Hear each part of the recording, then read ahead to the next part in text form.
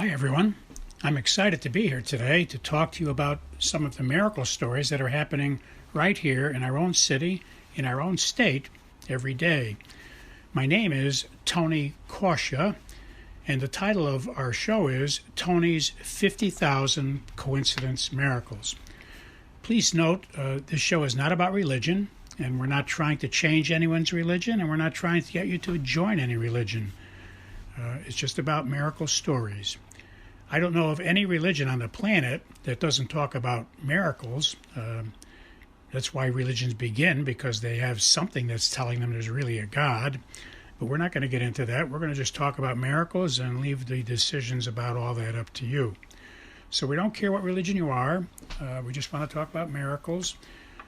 If you are an atheist, I think you'll enjoy the program as well, although I can't guarantee you'll remain an atheist very long after you hear many convincing stories, coincidence kinds of stories about miracles.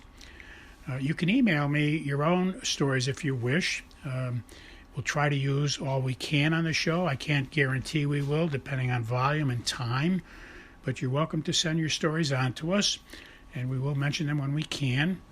You can send them to the following email address. But please notice that if we do use your story, we won't mention your name. We'll keep you anonymous. And we suggest that in your story, when you send it to us, don't use your correct name. That way anyone listening will not be able to figure out that it was you that sent the story in. The email address you can send your stories to is very easy to remember. It consists of 2 words and 3 numbers. The first word is Tony, spelled Tony, and the second word is and, spelled AND, and the numbers are 777. So once again, the name is Tony and 777 at AOL.com. Well, let us begin. Our first coincidence miracle today is from a time when I was at the beach during the summer, passing out cards. And as often happens, the Holy Spirit of God has people at the beach at certain times, and I seemed to arrive coincidentally at the right moment. And there were 2 cases like that on this particular day. I was passing out cards, and I came to a place where there was one woman by herself on a towel at the beach, and I handed the card out and said, I wrote 2 books about my life story, and I'd like to give you a card. The website is free. You can go on the website and get all the information you want. And by the way, I'll give you listeners now, the website is wcatradio.com/miracles/ one more time, wcatradio.com/miracles/, or you can email us and we'll give you that by email as well.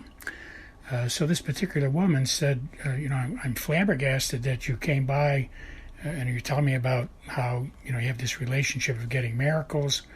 And I'm here today specifically trying to solve some problems, and I'm praying, and I'm getting thoughts as I'm praying, as I usually do. I've been doing this for the last 20 years in my life, but I'm troubled in I'm asking myself today, how can I be sure that God is really sending me the answers?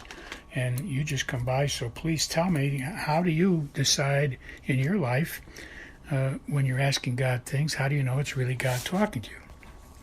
So I was able to tell her what I learned in my life, and in both of my books I explain very carefully, and you can go on the website and you can listen to it for free, very carefully how people in history have determined, was it really God talking to them? So I have in my in both books, actually, I put it in both books. There's 12 very clear cases in the Bible where people had that same problem. Now, when I tell people this, many people say, Tony, it's not good to test God. It's evil if you test God. You're supposed to just accept what God tells you, and you're not supposed to test it. And I explained to them that if they read their Bible carefully, they'll find these 12 cases that are cited in my book. And there are another 12 cases which I cited in my book that could possibly also be called fleecing, F-L-E-E-C-I-N-G. The best example of fleecing is the book of Judges, chapter 6. So if you would please remember that, just remember the Bible, the book of Judges, chapter 6. And if you read that, you'll see an excellent case of where General Gideon asked God to show him signs to make sure that he was hearing God correctly. And what's going on when that's happening, when people in the Bible are asking for signs, it's not to test God, it's them trying to test their own mind because they have doubts. They start to wonder if they're hearing God correctly, that maybe there's something wrong with their mind, or maybe there's something wrong with their understanding of God. So they're not faulting God, they're faulting themselves, and they're pleading, begging God to please help me, God, be sure that you are really talking to me. So a famous story in the Bible is Book of Judges, chapter 6. I've told my listeners about it before, but a recap is General Gideon was told to do something unbelievable by God. He was told to attack 135,000 giants with his small 35,000 soldiers who were not giants. So 35,000 regular men attacking 135,000 giants seems like a lost cause. So he was petrified. He felt God was telling him to do it, but he thought probably, I guess Gideon thought he was probably insane. So he's asking God, please give me a sign. So that's what I explained to this woman. And then I told her about the case of Rebecca in the book of Exodus, chapter 24. Book of Genesis, not Exodus. Book of Genesis, chapter 24. There's the story of Rebecca. And that also is another case where someone was trying to make sure they were hearing God correctly. And they said, God, if a woman comes to the well and offers me water, and then after I drink the water, if the woman offers to water my camels and give water to my camels, then I'll know that that's the woman you want me to choose.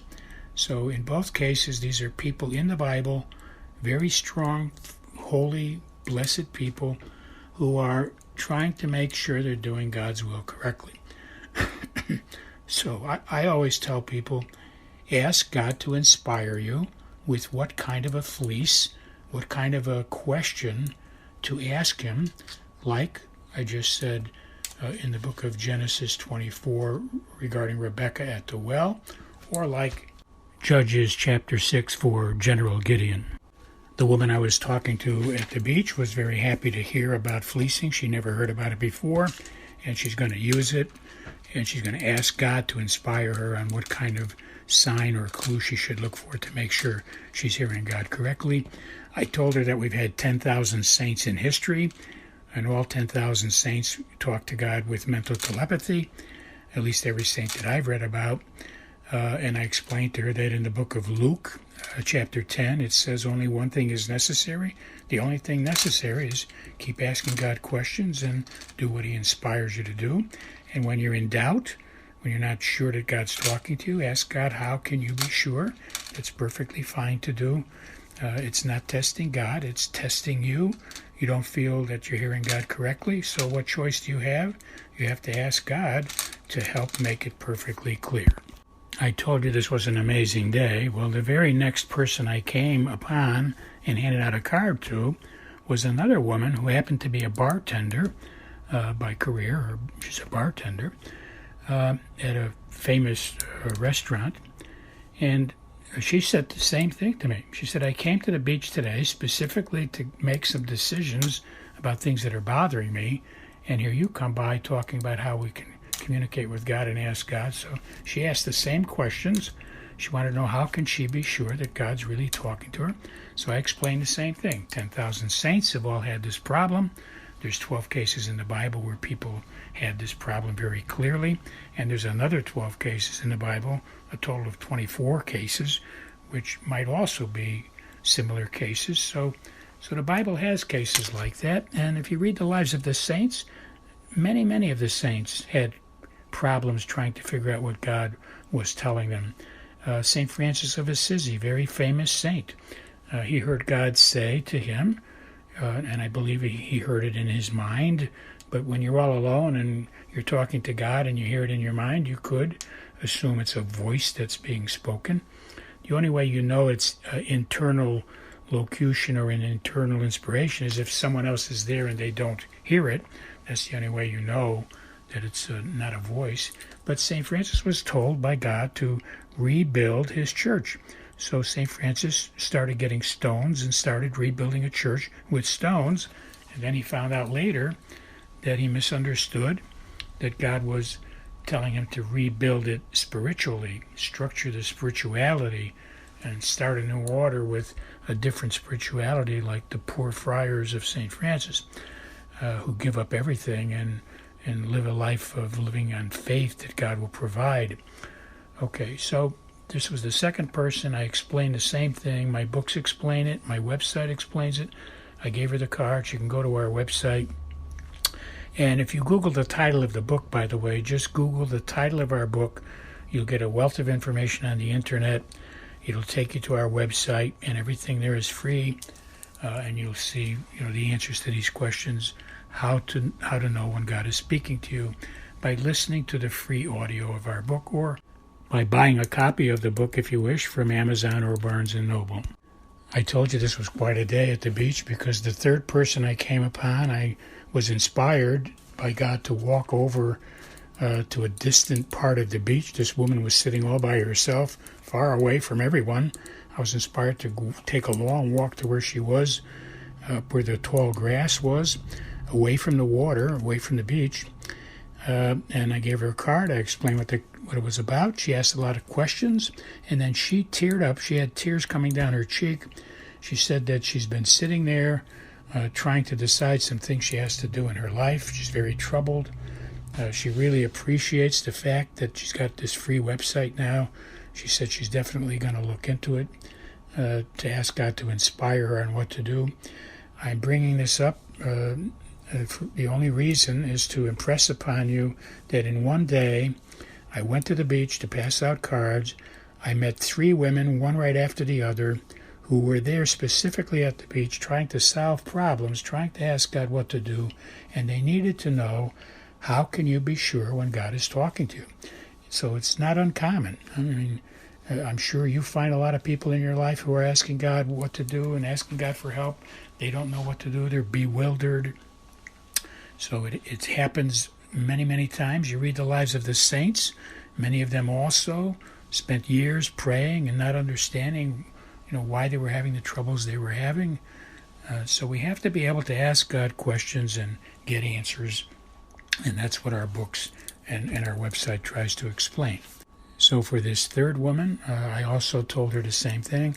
I was very impressed and very impacted that God wanted me to tell 3 people the same identical answers on how to answer their question. How do you know when God is talking to you and what he's asking you to do? I think this is a good point for me to mention that there was a time a couple of years ago when I was inspired. I thought God wanted me to translate our book to Chinese.